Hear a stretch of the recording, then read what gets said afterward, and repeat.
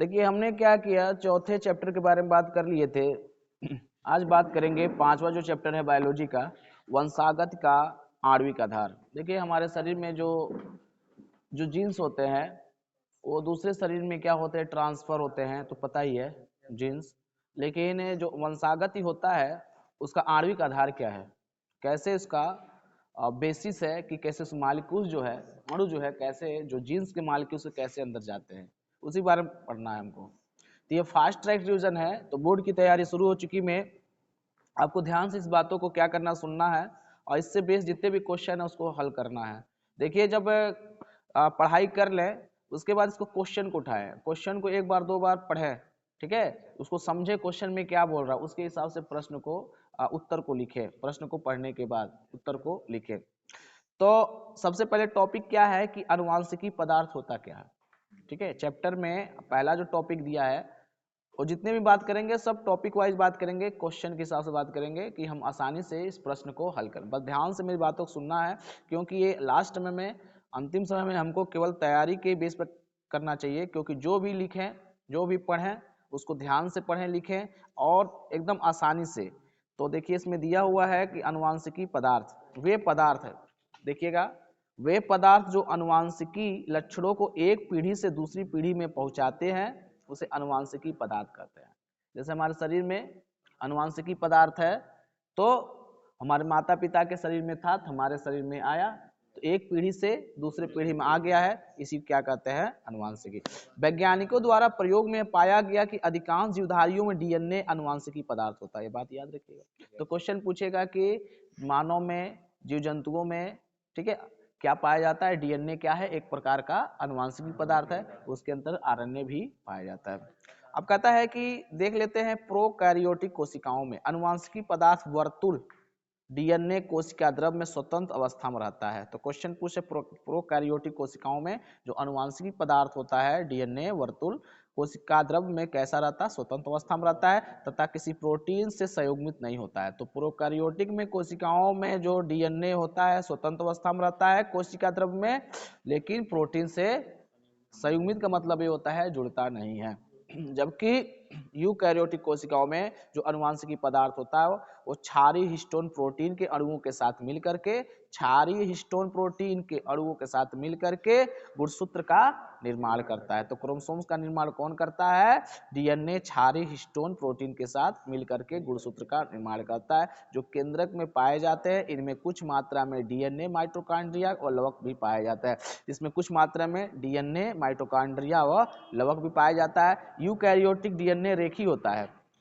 Eukaryotic DNA कैसा होता है, रेखीय होता है। मानव में 46 गुणसूत्र पाए जाते हैं, जबकि ड्रोसोफिला में 8 गुणसूत्र। कभी क्वेश्चन पूछ सकता है कि मानव में कितने, बता चुके हैं 46 होता है, 23 जोड़े होते हैं, 22 जोड़े क्या होते हैं, ऑटोसोम्स होते हैं, ठीक है, सम गुणसूत्र कहते हैं। और दूसरा एक जोड़ा जो होता है दो, एक जोड़ा मतलब दो आपके क्या पास सेक्स क्रोमोसोम, जिसे लिंग गुणसूत्र कहते हैं। फिर कह रहा है यूकैरियोटिक गुणसूत्र में टीलोमियर्स के अनुक्रम में ग्वानिन अधिक पुनरावृत्ति होती है। तो यूकैरियोटिक गुणसूत्र में जो टीलोमियर्स जो होता है अनुक्रम में ग्वानिन नाम का एक क्षारक होता है, वो क्या होता है, अधिक। तो पूछ सकता है। अब बात करते हैं न्यूक्लिक अम्ल होता क्या है, ठीक है, न्यूक्लिक अम्ल होता क्या। देखिए ये किसी कोशिका के केंद्रक में पाए जाने अम्लीय पदार्थ होता है।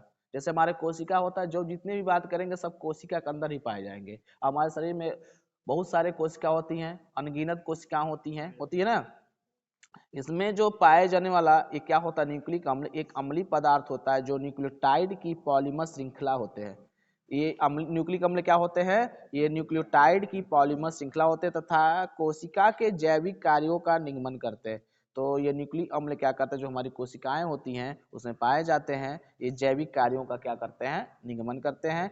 न्यूक्लिक अम्ल मुख्यतः दो प्रकार होते हैं। पहला डीएनए, डीएनए का फुल फॉर्म जानते हैं, deoxyribonucleic acid, RNA ribose nucleic acid. Nucleic अम्ल का मुख्यतः 3 अणुओं से बना होता है। न्यूक्लिक अम्ल किसने अणुओं से बना होता है, 3 अणुओं से। पहला शर्करा, ये 2 प्रकार की होती है, डीऑक्सोराइबोज, डीऑक्सीराइबोज जिससे C6H10O4 कहते हैं। दूसरा राइबोज होती है, ये C5H10O5 होती है। तो क्वेश्चन पूछ लेगा न्यूक्लिक अम्ल कितने प्रकार के होते हैं, कितने अणुओं से मिलकर बना, 3 अणुओं से मिलकर बना होता है।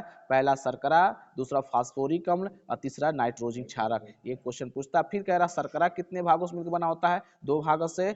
डीऑक्सीराइबोज, उसका सूत्र क्या होता है, C5H10O4 को होता है, और राइबोज का कितना होता है, C5H10O5 होता है। फिर फास्फोरिक अम्ल किसे कहते हैं, फास्फोरिक अम्ल का मतलब P, इसकी उपस्थिति के कारण न्यूक्लिक अम्ल प्रवृत्ति अम्लीय हो जाती है। तो फास्फोरिक अम्ल के कारण जो है हमारे शरीर में जो न्यूक्लिक अम्ल होता है उसकी प्रवृत्ति क्या हो जाती है, अम्लीय होती है। तीसरा इसमें दिया है नाइट्रोजनिक क्षारक, नाइट्रोजनियस बेस जो होता है, ये नाइट्रोजन युक्त कार्बनिक यौगिक जो मुख्यतः 2 प्रकार के होते हैं, प्यूरिन क्षारक, दूसरा पिरिमिडीन क्षारक। ठीक है, प्यूरिन क्षारक में क्या होता है, एडेनिन होता है जिसे ए से प्रदर्शित करते हैं, ग्वानिन जो होता है जिसे जी से, मतलब एजी याद रखेंगे, एजी मतलब प्यूरिन क्षारक। ठीक है, एजी का मतलब प्यूरिन क्षारक है, जिसमें ए का मतलब होता है एडेनिन और जी का मतलब होता है ग्वानिन। और पिरिमिडीन क्षारक में क्या होता है, 3 प्रकार के होते हैं, थाइमिन, साइटोसिन और यूरेसिल। इसे क्या कर टीएसयू कह सकते हैं, टीएसयू का मतलब पिरिमिडीन, टीएसयू का मतलब पिरिमिडीन, ठीक है, पिरिमिडीन, ठीक है, पिरिमिडीन का क्षारक। और टी का मतलब होता है थाइमिन, सी का मतलब होता है साइटोसिन, यू का मतलब होता है यूरेसिल। तो पूछ सकता है क्वेश्चन कि पिरिमिडीन क्षारक में कितने पाए जाते हैं, 3 पाए जाते हैं, टीएसयू पाए जाते हैं। टीएसयू का मतलब, टी का मतलब थाइमिन, सी का मतलब साइटोसिन, यू का मतलब यूरेसिल। और प्यूरिन क्षारक में पाए जाते हैं, एजी पाए जाते हैं, एजी, एडेनिन और ग्वानिन। प्रत्येक न्यूक्लिक अम्ल की 2 मूलभूत इकाइयां होती हैं, पहला होता है न्यूक्लियोसाइड्स होता है और दूसरा न्यूक्लियोटाइड्स होता है। ठीक है, तो जितने भी हमारे न्यूक्लिक अम्ल पाए जाते हैं इसमें 2 मूलभूत इकाइयां होती हैं, पहला न्यूक्लियोसाइड, दूसरा न्यूक्लियोटाइड्स। ठीक है, न्यूक्लियोसाइड जो होता है न्यूक्लिक अम्ल उपस्थित शर्करा और नाइट्रोजनी क्षारक के साथ जुड़कर न्यूक्लियोसाइड बनाता है। तो क्वेश्चन पूछ देगा न्यूक्लियोसाइड का निर्माण कैसे होता है, तो कह देंगे हमारे शरीर में जो न्यूक्लिक अम्ल उपस्थित होते हैं उसमें अगर शर्करा आ जाए और नाइट्रोजनी क्षारक आ जाए, जब दोनों मिल जाएंगे तो हम न्यूक्लियोसाइड का निर्माण करेंगे। दूसरा क्या है, न्यूक्लियोटाइड होता है, जब हमारे शरीर में शर्करा, नाइट्रोजनी क्षारक और न्यूक्लियोसाइड जब मिल जाते हैं तो फास्फोडाइएस्टर का निर्माण करते हैं, इसी कहा जाता है न्यूक्लियोटाइड्स कहा जाता है। इसे न्यूक्लियोटाइड्स की न्यूक्लिक ही अम्लों में डीएनए, आरएनए, वास्तविक मोनोसोम्स या मोनोमर्स होते हैं, जिसे वास्तविक एकलक कहा जाता है। तो न्यूक्लियोटाइड्स का निर्माण कैसे होता है और न्यूक्लियोसाइड का निर्माण कैसे है ये जानते रहेंगे। अब हम जान लेते हैं अगले टॉपिक जो है आनुवांशिकी पदार्थ की खोज किसने किया था।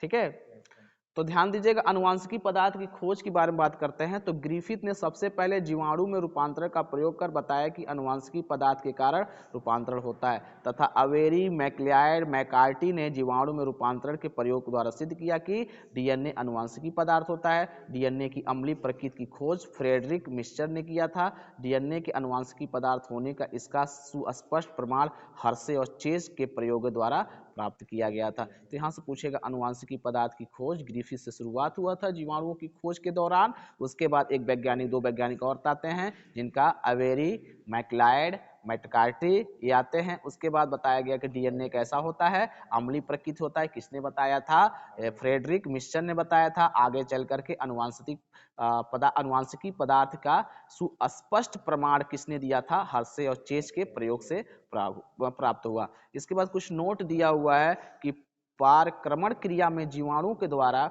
डीएनए का स्थानांतरण जीवाणु से दूसरे जीवाणु में कैसे किया जाता है, अब जान लेते हैं अगली वीडियो में। डीएनए, ठीक है, होता क्या है, वाटसन क्रिक का व्यवस्था क्या था, ठीक है, चारगाफ के नियम क्या थे, और डीएनए कुंडली की पैकेजिंग, इसके अब बात करेंगे डीएनए का द्विगुणन कैसे होता है, और आणविक जीव विज्ञान का केंद्रीय सिद्धांत होता है। क्रिक ने क्या बताया था, जीन अभिव्यक्ति होता क्या है, आनुवांशिकी कूट होता क्या है, जीन अभिव्यक्ति का नियमन बैंक, मानव जीनोम परियोजना और डीएनए फिंगरप्रिंटिंग। फिर नेक्स्ट वीडियो मिलेंगे, इसके बाद करेंगे। आपको क्या करना है बस इतना बताएं, उसको नोट कर लीजिए, फिर आगे पढ़िए, नहीं समझ आएगा क्वेश्चन के बेस बात करेंगे। Thank you.